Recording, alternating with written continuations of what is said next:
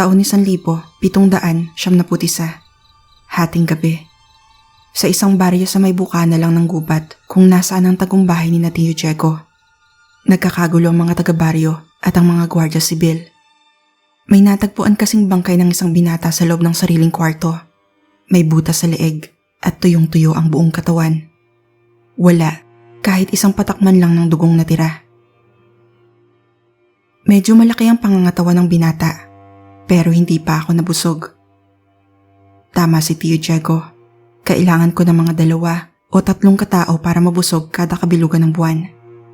Pwedeng umabot sa 5 kung mga batang maliliit.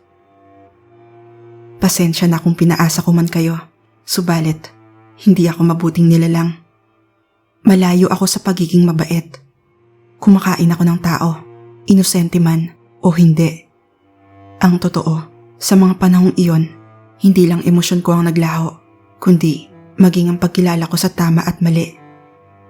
Lahat na maaaring mapagkukunan ng dugo ay hindi ko tatanggihan. Bata, matanda, babae, lalaki, o kahit may mga kapansanan. Wala akong pakialam kahit masama o mabuti mang tao. Kung may naayawan man ako, yun lang siguro ang kakaibang mga baliw sa baryo. Ibig kong sabihin, iilang mga matatandang tila ba wala sa sariling katinuan. Ayon sa narinig ko, palyado raw ang alaala ng mga ito, hindi nakikilala ang mga mahal sa buhay at maging ang mga sarili. Ang pinakamalala pa nga ay limot na rin kung paano man lang kumain o matulog. Sabi rin ng mga tao, mga pinaglaruan daw ng engkanto ang mga iyon, pero hindi ko na yun gaanong inisip. Ang akin lang, iniiwasan ko sila dahil mukha silang hindi masarap. Hindi ko masabi kung bakit, basta sa paningin ko, para lang silang nakakadiring mga isinukang pagkain sa lapag.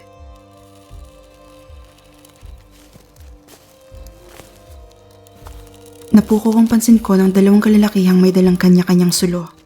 Alam kong ako ang pakay nilang mahanap sa madilim na kakahuyan. Kita kong may nakasukbit ng tigi-isang itak sa kanya-kanyang bewang at nakahanda silang hugutin ng mga iyon anumang sandali. Doon din ay agad kong inihanda ang iilan sa mga natutunan ko sa mahigit 1 taon kong pamamalagi sa bahay sa gubat. Kumilos ako. Natapakan ko ang mga tuyong dahon at damo. Napalingon sa kinaroroonan ko ang 2, ngunit mabilis akong nakapagtago sa anino. Natanaw kong dahan-dahan silang lumalapit. Nakaumang ang kanya-kanyang mga itak sa dilim. Pabulyaw pang naghamon yung isa. Lumabas na raw ako at nang makapagbayad ako sa pagkamatay ng kanyang anak. Pasensya na tatay. Pero sa madilim na kalikasan, walang bayad ang pagkain. Nang makarating sila sa harap ng aninong pinagtataguan ko, ay mabilis kong sinaksak ng matatalas na mga kuko ang isa. Tumilapo ng kanyang sulo at agad na sila ba ng mga tuyong damo. Sisigaw na sana yung tatay ng pinatay kong binata. Ngunit mabilis ko naman siyang kinaladkad palayo. Ang hawak niyang apoy ay nalaglag na rin sa lupa. Kaya't lalong lumaki ang alab sa bahaging iyon ng kakahuyan. Mabilis akong tumakbo papalayo sa apoy dahil hindi namin iyon natitiis. Siyempre, di ko pa rin binitawan ang pagkain. At nang makarating sa isang madilim at tahimik na talahiban, doon ko na itinuloy ang hapunan ko para sa gabing iyon. Kailangan ko magpakabusog dahil medyo malayo pa ang lalakbayin ko. Nang mabusog ay hindi na ako nag-aksaya ng oras. Ayoko pa sanang umalis kasi hindi maganda ang pakiramdam ni Celeste, pero kailangan na namin kumilos. Habang gabi pa lamang, itinodo ko na ang mabilis sa pagtakbo sa daan. Hindi humihinto o nagpapahinga kasi di naman ako napapagod.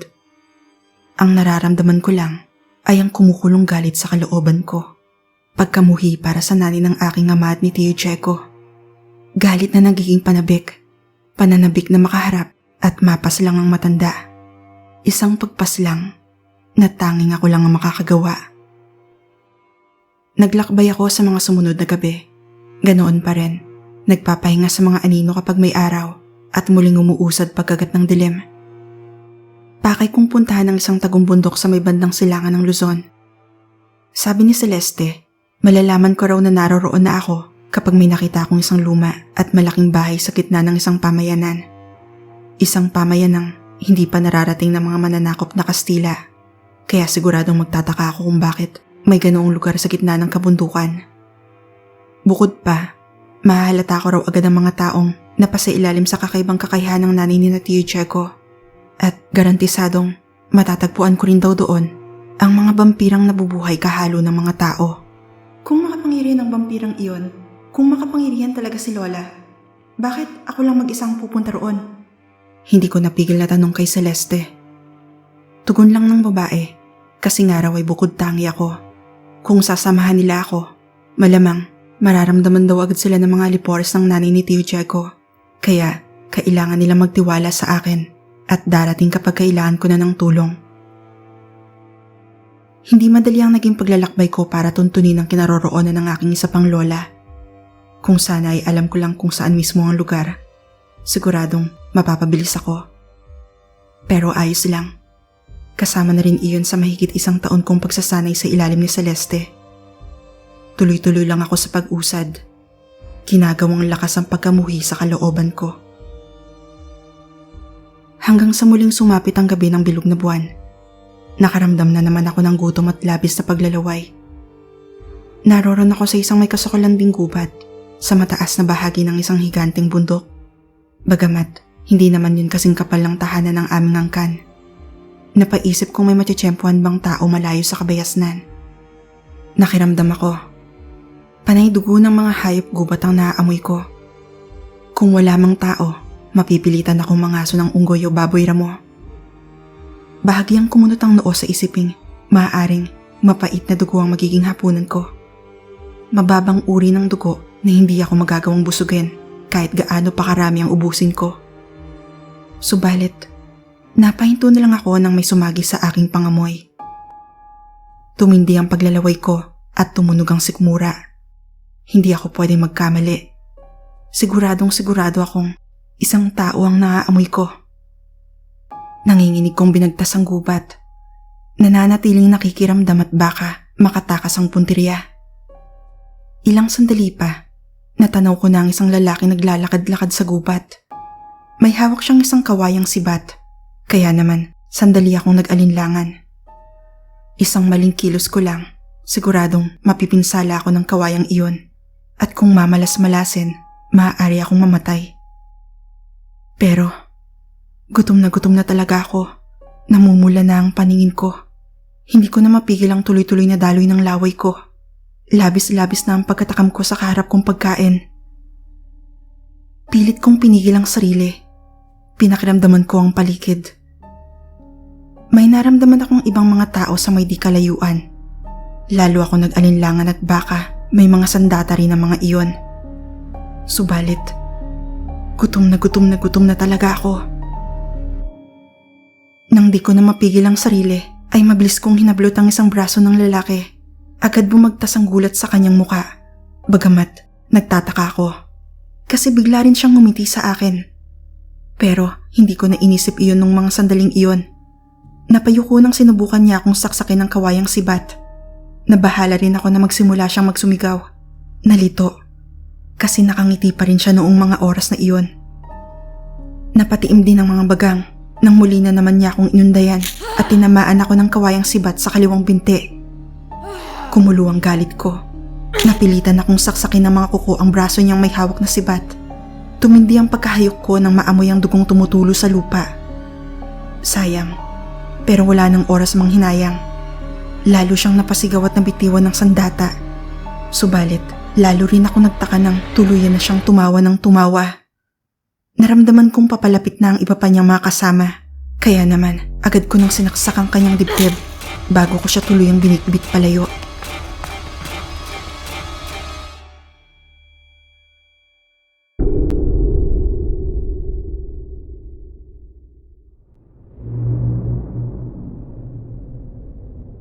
Maraming nasayang na dugo sa taong iyon. Ni hindi nga ako nabusog kahit may kalakihan ng kanyang katawan. Pero ayos na yun. Kahit paano ay naibsan naman ng matindi kong gutom. Sigurado nga lang akong maghahanap na naman ako ng pagkain sa loob lang ng mga 1 o 2 linggo. Ramdam ko pa rin ang paggalugad ng mga katribo ng lalaki sa gubat. Siguro, Nakita na nila ang tuyong bangkay nito na iniwan ko sa ilalim ng isang puno.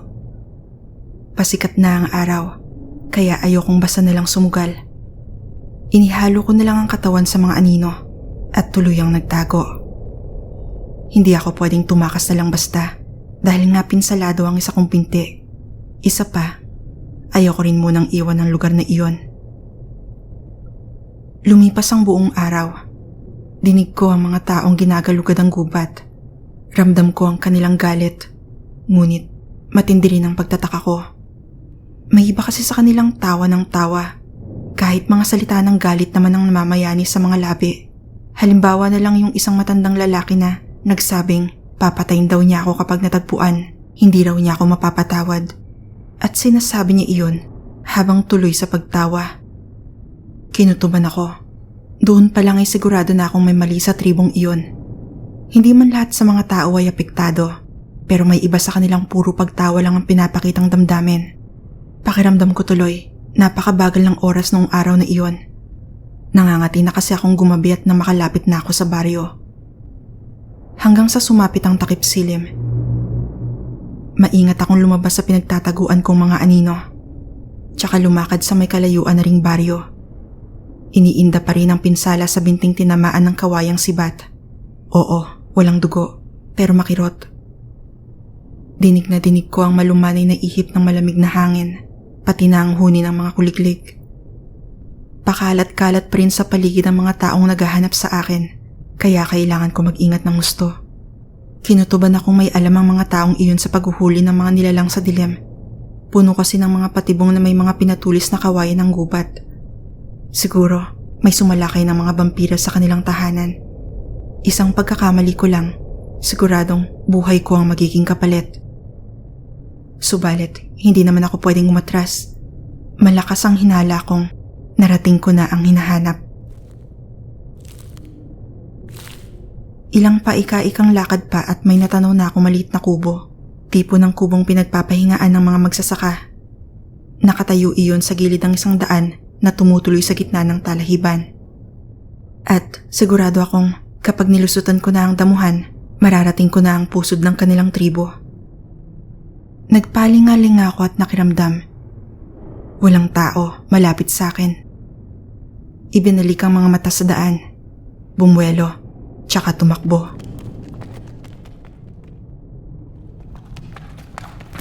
Subalit, napahinto na lang ako nang bigla kong maramdaman ang maraming mga vampirang naroroon sa tinutumbok kong lugar. Hindi ko pa man nangunguya ang mga pangyayari, ay naramdaman ko na lang ang pagdagan sa akin ng kung sino mula sa likod. Napasubsob ang mukha ko sa may damuhan. Agad din niyang nahawakan ng magkabila kong palapulsuhan, tsaka ipiniid sa aking batok. Hindi ko napigil na mapasigaw dahil sa pagkapilipit ng mga braso at kumukurot na namang binti. Labis ang pagtataka kung bakit hindi ko naramdaman ang umatake sa akin. Huwag ka nang umalagat nang hindi tayo magkaproblema. Pagbabanta ng lalaking nakadagan sa likod ko. Sa narinig ay nagngalit ang mga bagang ko. Pinwersa ko ang kalamnan upang makawala, ngunit kakaiba ang kanyang lakas. Pinagbantaan niya ako ulit. Sinabi niyang, Kapag hindi ka pa tumigil, tuluyan kong ibabaon tumuha ko sa tagiliran mo. Sandali ako natigilan at nakiramdam. Napamaang ng mapagtantong, wala akong maramdamang pagtibok sa dibdib ng lalaking iyon. Hindi ko rin maramdaman ang init ng kanyang katawan at lalong wala akong maamoy na dugo. Noon din ay nakita ko na lang ang iilan pang mga kataong pumalibot sa amin. Pagtingala ko ay nakaumang na sa akin ang kani-kanilang mga kawayang sandata. Walang ni isa man lang ang gumagamit ng itak. Seryoso at galit ang itsura ng karamihan, ngunit ang iba ay nakatawa talaga. Ang iba namang mga hindi tao ay mga kukuwang ipinatututok sa akin, imbis na kung anong mga sandata. Sino ka? At saan ka nagmula? Boses ng isang babae ang sumunod na umagaw sa atensyon ko. Tumingin ako sa daang dapat ay tatakbuhin ko. Nakita ko roon ang isang babaeng, siguro nasa mga 40 anyos. Nakabako at sinusuportahan ng sungkod ang bawat hakbang. Napakapayat, ngunit lutang pa rin ang kagandahan ng kanyang mukha at kulay kaping mga mata. Mga matang biglang nagdulot sa akin ng kilabot. Oo, patay na ang puso ko. Ngunit Animoy biglang kumalabog ang kalooban ko sa matinding takot. Nagtataka kung paanong nakakaramdam ako ng takot dahil lang sa kanyang titig. Nanginginig ang kalamnan ko. Kulang na lang ay pagpawisan ng tuyo at namumutla at patay ko ng balat. Tinatanong ka ni Apo Sulag. Sumagot ka. Nanlaki ang mga mata ko sa narinig at napatitig sa babae. Apo Sulag? Lola?